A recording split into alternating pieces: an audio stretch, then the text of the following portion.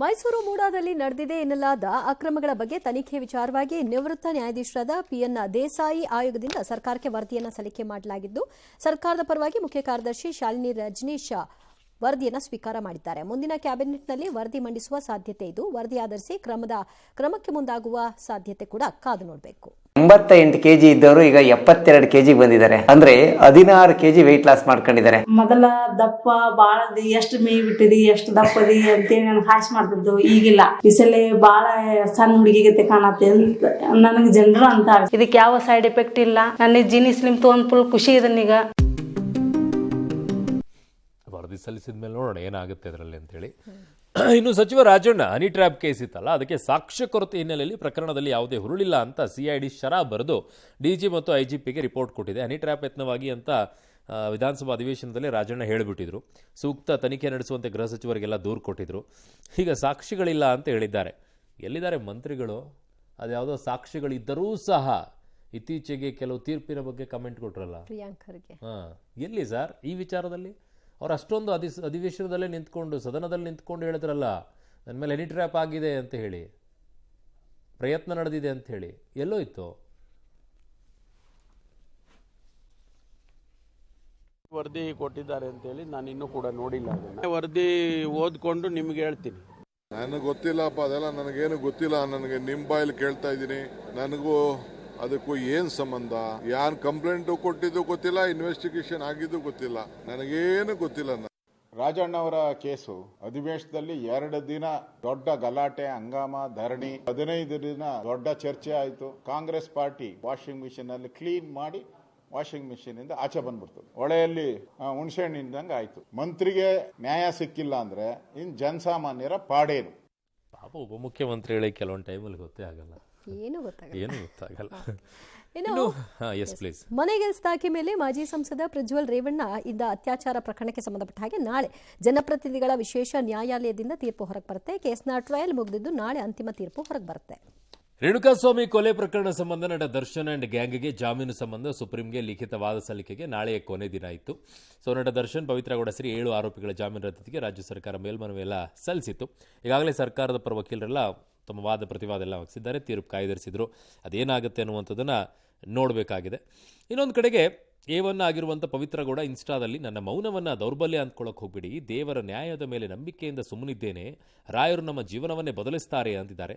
ನಿನ್ನೆಯಷ್ಟೇ ಕಾಮಾಖ್ಯ ದೇವಿ ದರ್ಶನ ಪಡೆದು ದರ್ಶನ್ ಜೊತೆಗಿರುವ ಫೋಟೋವನ್ನು ವಿಜಯಲಕ್ಷ್ಮಿ ಶೇರ್ ಮಾಡಿದರು. ರಮ್ಯಾ ವಿರುದ್ಧ ದರ್ಶನ್ ಫ್ಯಾನ್ಸ್ ಅಶ್ಲೀಲ ಮೆಸೇಜ್ ಕಳಿಸಿದಂತಹ ಪ್ರಕರಣ ಸಂಬಂಧ ನಟ ಧ್ರುವ ಸರ್ಜಾ ಇದನ್ನು ಖಂಡಿಸಿದ್ದಾರೆ. ಪ್ರಥಮ ಕೇಸಲ್ಲಿ ನಾನು ದರ್ಶನ್ ಪರ ನಿಲ್ಲೋಲ್ಲ ಅಂತ ಕೂಡ ಹೇಳಿದ್ದಾರೆ.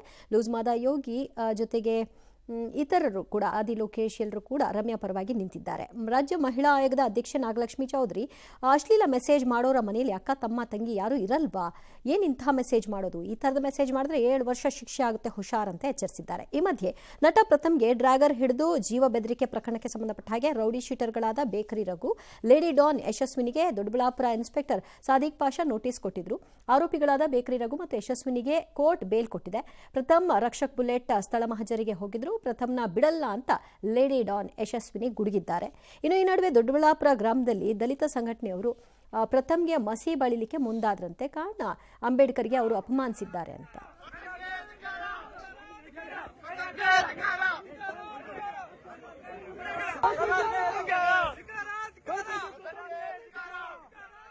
ರಮ್ಯಾ ಮ್ಯಾಮ್ ಅವ್ರ ಒಪಿನಿಯನ್ನ ಸೋಷಿಯಲ್ ಮೀಡಿಯಲ್ಲಿ ಹೇಳಿದ್ರು. ಸೊ ಅದಾದಮೇಲೆ ಕಮೆಂಟ್ಸ್ಗಳು ಸ್ಟಾರ್ಟ್ ಆಯಿತು.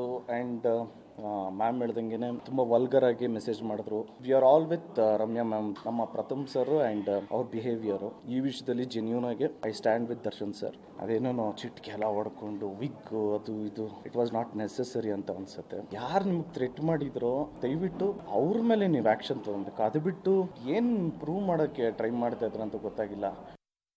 ಆ ಥರ ಮಾತಾಡೋರ್ಗೆ ಆ ಥರ ಮೆಸೇಜ್ಗಳು ಮಾಡೋ ಕರ್ಕೊಂಬಂದು ಹಿಡಿಬೇಕು. ಲೋಕ ಜ್ಞಾನನೇ ಇಲ್ಲ ಅಂದಮೇಲೆ ಅವ್ರ ಹತ್ರ ಮಾತಾಡೋದು. ಸೋಷಿಯಲ್ ಮೀಡಿಯಾ ಇದೆಲ್ಲ ಬರೋಕ್ಕೆ ಮುಂಚೆನೂ ಇದೆ ಇವೆಲ್ಲ, ಬಟ್ ಇದೆಲ್ಲ ನಿಲ್ಲೇಬೇಕು. ನಿಂತಿಲ್ಲ ಅಂದರೆ ತುಂಬ ಪರ್ಸ್ನಲ್ ಆಗಿ ಇನ್ವೈಟ್ ಮಾಡ್ತಾ ಇದ್ದಾರೆ ಇವರು. ತುಂಬ ಒಳ್ಳೇದು ಕಂಪ್ಲೇಂಟ್ ಕೊಟ್ಟಿರೋದು. ಅವರು ಯಾಕೆ ಕೊಡಬಾರ್ದು? ಅವ್ರ ಫ್ಯಾನ್ಸು ಅವ್ರ ಮಾತು ಕೇಳ್ತಾರೆ. ಸೊ ಹಂಗಾಗಿ ನಾನು usually I ignore all this comments madam. ಯಾರಿಗೂ ಹಕ್ಕಿಲ್ಲ ಮೇಡಮ್ ಒಂದು ಹೆಣ್ಣು ಬಗ್ಗೆ ಕೆಟ್ಟದಾಗ ಮಾತಾಡೋಕ್ಕೆ, ಯಾರಿಗೂ ಹಕ್ಕಿಲ್ಲ ಮೇಡಮ್. ಹೆಣ್ಣು ಬಗ್ಗೆ ಕೆಟ್ಟದಾಗ ಮಾತಾಡ್ತಾ ಇದ್ದಾರೆ ಅಂದರೆ ಆ ಮನುಷ್ಯನ ಮನಸ್ಥಿತಿ ಅಥವಾ ಆ ಹೆಂಗ್ಸ್, ಒಂದು ಹೆಂಗ್ಸ್ ಇನ್ನೊಂದು ಹೆಂಗ್ಸ್ ಬಗ್ಗೆ ಮಾತಾಡ್ತಿದ್ದಾರೆ ಅಂದರೆ ಆ ಹೆಂಗ್ಸ್ನ ಮನಸ್ಥಿತಿ ಯಾವ ರೀತಿ ಇರ್ಬೋದು ಅಂತ ನೀವೇ ಅರ್ಥ ಮಾಡ್ಕೋಬೇಕು.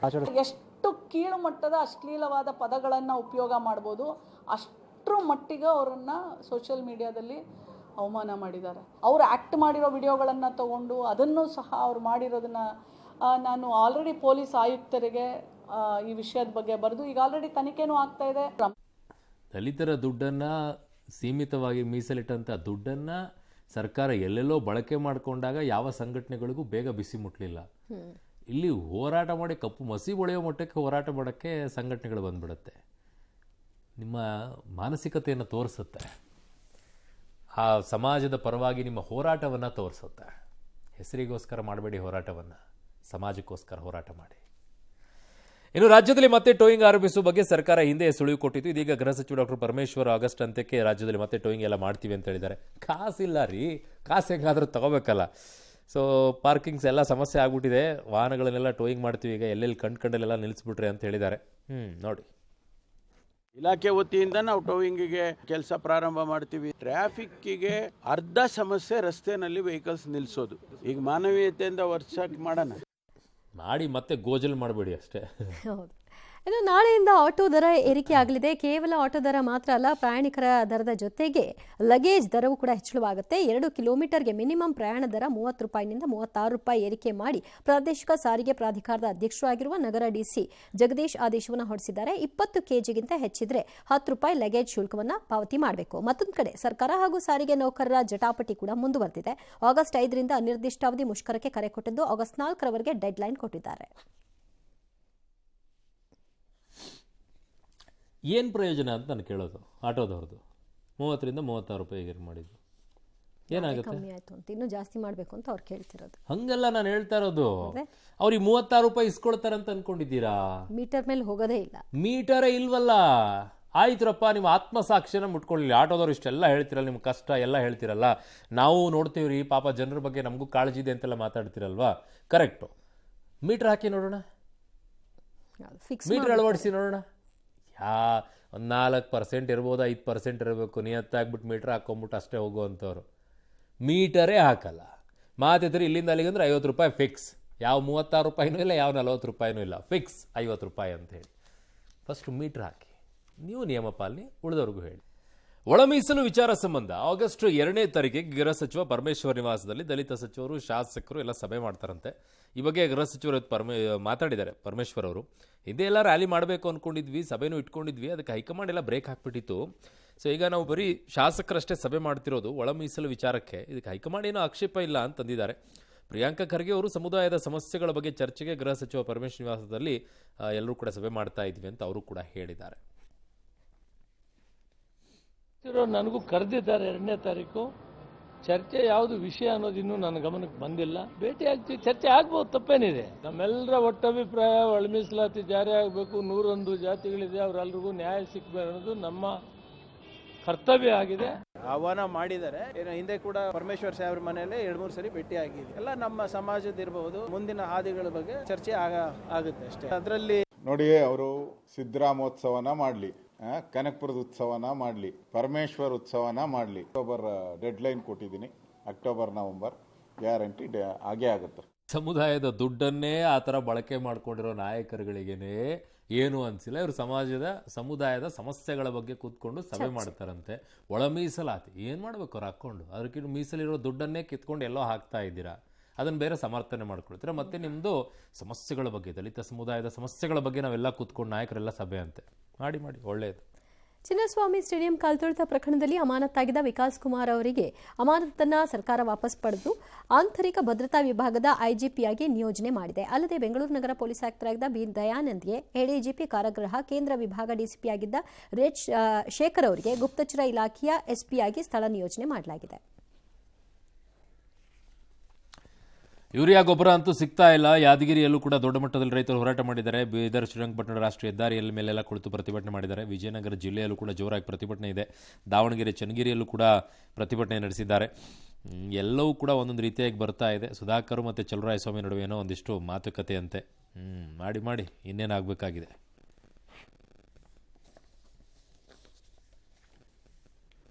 ಖಾಸಗಿ ಆಂಬ್ಯುಲೆನ್ಸ್ಗಳ ಹಗಲು ದರೋಡೆ ಬಗ್ಗೆ ನಿನ್ನೆ ಅಷ್ಟೇ ಪಬ್ಲಿಕ್ ಟಿವಿ ರಿಯಾಲಿಟಿ ಚೆಕ್ ಮೂಲಕ ಬೆಳಕು ಚೆಲ್ಲುವಂತಹ ಕಾರ್ಯವನ್ನು ಮಾಡಿತ್ತು. ಖಾಸಗಿ ಆಂಬ್ಯುಲೆನ್ಸ್ನಲ್ಲಿ 8,500 ರೂಪಾಯಿ ವಸೂಲಿ ಮಾಡುವಂತಹ ಅಮಾನವೀಯ ಕೃತ್ಯವನ್ನು ವರದಿ ಮಾಡಲಾಗಿತ್ತು. ಈ ಬಗ್ಗೆ ಆರೋಗ್ಯ ಸಚಿವರು ಸ್ಪಂದಿಸಿದ್ದು, ಆಂಬ್ಯುಲೆನ್ಸ್ ಸೇವೆಯನ್ನ ಕೆಪಿಎಂಇ ಕಾಯ್ದೆಯಡಿ ತರ್ತೀವಿ. ಖಾಸಗಿ ಆಂಬ್ಯುಲೆನ್ಸ್ಗಳ ಗುಣಮಟ್ಟ, ಶುಲ್ಕ ನಿಗದಿಗೆ ಆರೋಗ್ಯ ಇಲಾಖೆ ಅಗತ್ಯ ಮಾನದಂಡಗಳನ್ನು ರೂಪಿಸುತ್ತೆ ಅಂತ ಎಕ್ಸ್ನಲ್ಲಿ ಪೋಸ್ಟ್ ಮಾಡಿದ್ದಾರೆ.